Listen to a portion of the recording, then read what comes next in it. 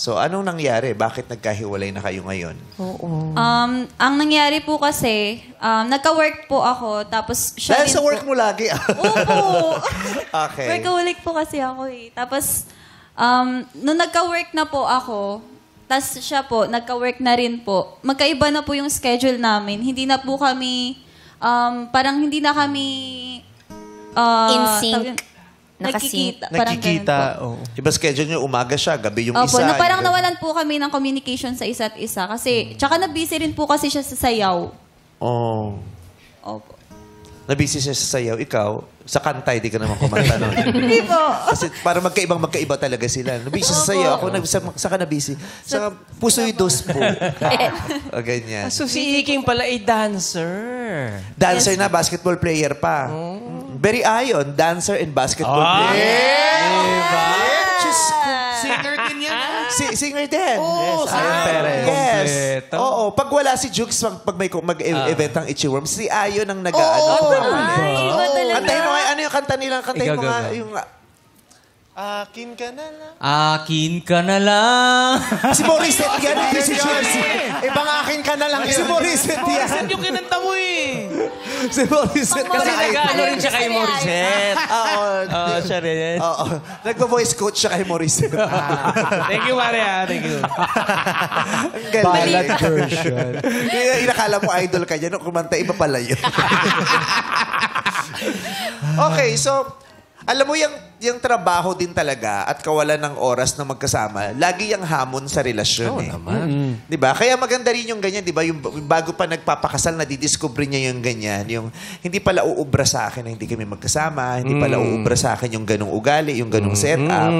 Diba? Para siyang trial. Kahit na magkasama kayo sa isang bubong.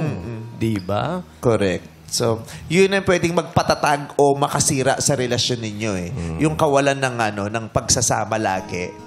Yung iba kasi lalong miss na miss. Di ba? Pag nakita mo, kala mo talaga mga bubuyog sa pukyutan.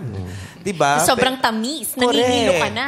Pero yung iba naman, nawawala ng gana. Di ba? Kung anong sa inyo, ang epekto sa inyo, napalayo kayo. Hindi lang ang physical, kundi pati damdamin. Yes po, napalayo po kami sa isa't isa. And you woke up one day na parang iba na yung nararamdaman ko. Hindi na malalim, hindi na ganun kasarap. Siya kasaya. po. Siya. Ay, ikaw, Iking. Po. Opo. Parang nawala na po yung pagmamahal ko sa kanya. Ay. Nagbago. Bakit? Kasi hindi mo na nararamdaman na nandyan siya. Opo. Tsaka naging busy po ako sa pagtuturo po ng cheer dance, mga time po na yun. Cheer dance pa ngayon. Cheer dance. Oo. Yung iba kasi beer dance lang eh. Oo. Sasayawan silang marbolkada, hawak na beer. Beer dance pala. Ito na cheer dance. Cheer dance. Napalunok ka nung sinabi niyang opo na wala niyang pagmamahal. Hindi po ako pumayag nun makipag-break sa kanya. Nakikipag-break po siya nun, na nung wala na po siyang feelings. Pero hindi Sinabi po niya ako pumayag. Pwede pala yun, Na alin? Na yung pag nakikipag-break, tapos hindi pwede.